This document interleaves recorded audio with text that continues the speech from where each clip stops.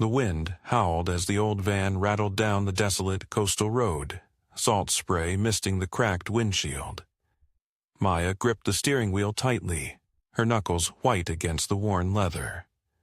Beside her, Liam fiddled with the camera equipment, his excitement barely contained. In the back seat, Harper stared out at the churning sea, her sketchbook open but untouched on her lap. Noah sat silently next to her, earbuds in, drumming his fingers nervously against his knee. They had all heard the tales of Driftmark Lighthouse, a beacon that pierced through fog and storm, guiding not only ships but the souls lost at sea. It was the perfect subject for their final project, a documentary that could launch their careers.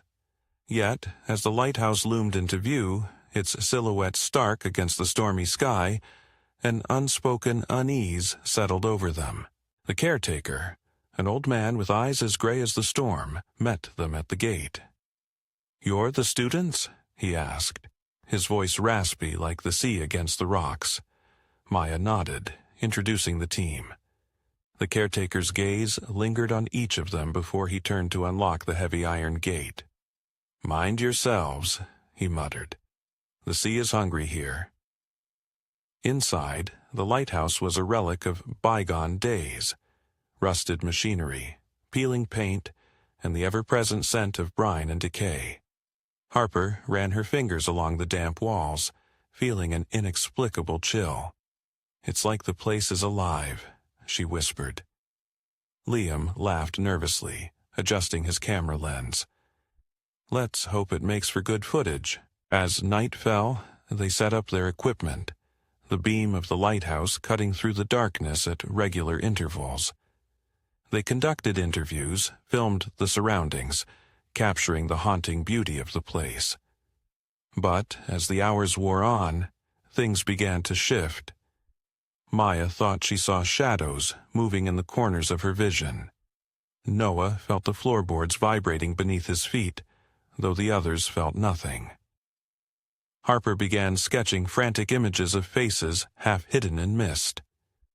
Liam, reviewing footage, saw figures that hadn't been there when he filmed. The whispers started softly, a murmur beneath the sound of the waves. At first, they dismissed them as the wind, but soon the voices became distinct, calling their names in tones that were both alluring and menacing. Sleep eluded them. Maya tossed and turned, dreams filled with drowning sailors and the cold embrace of the deep. Harper sat by the window, eyes wide, watching shapes move along the shoreline. Liam became obsessive, filming non-stop, muttering about needing to capture them on camera. Noah withdrew, his usual jovial demeanor replaced with quiet fear. Tension frayed their nerves, and arguments broke out over trivial matters. The lighthouse seemed to amplify their fears, feeding off their doubts. On the third night, amidst a raging storm, the whispers grew into wails. Doors slammed on their own, and the lights flickered despite the generators humming steadily. Panic set in as they realized they were not alone. In the chaos, they noticed Noah was missing. His equipment lay abandoned, his coat still hanging by the door. Frantically, they searched the lighthouse, their shouts swallowed by the storm. Harper found the first set of footprints, wet, bare feet leading down the stairs. They followed the trail as it wound through the lighthouse and out onto the rocky shore. The footprints stopped abruptly at the water's edge, waves lapping hungrily over them. "This can't be happening," Maya whispered, her voice trembling. Liam scanned the dark waters with his flashlight, the beam swallowed by the blackness. There was no sign of Noah, only the echo of his last laugh carried away by the wind. Despair gripped them, but leaving was impossible until the storm passed.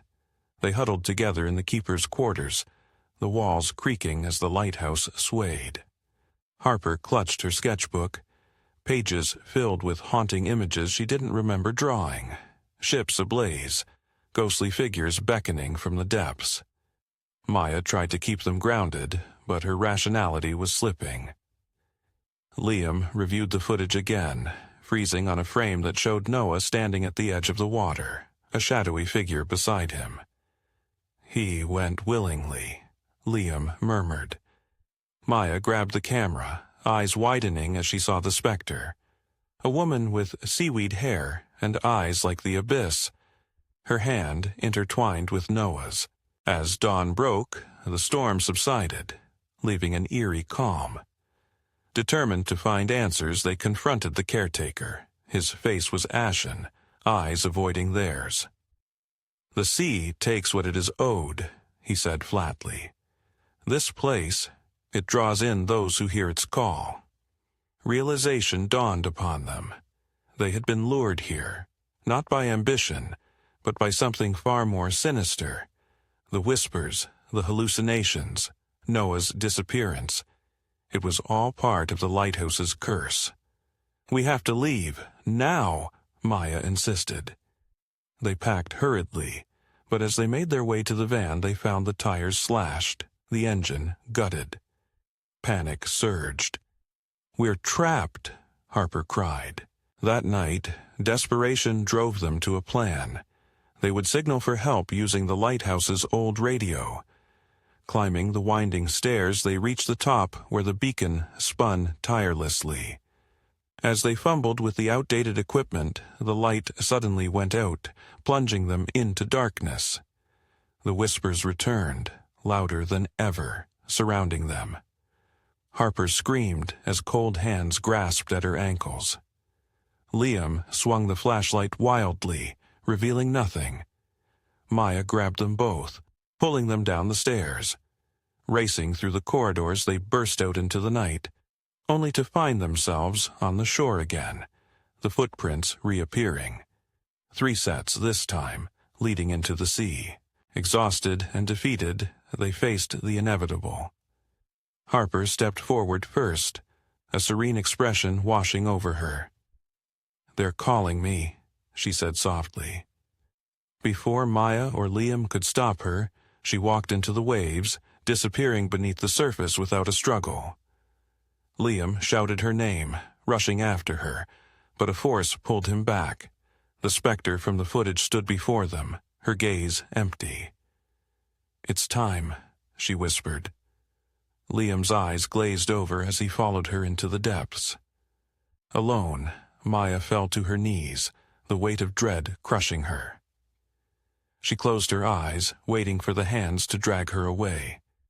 But instead, silence enveloped her.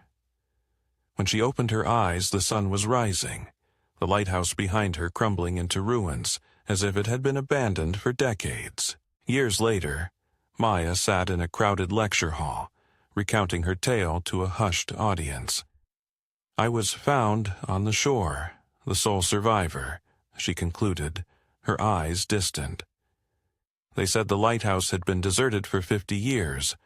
No caretaker, no records. It was as if it never existed." Skeptical murmurs rippled through the crowd.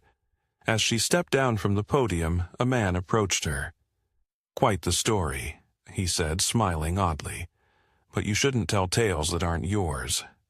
Confused, Maya stared at him. He looked familiar.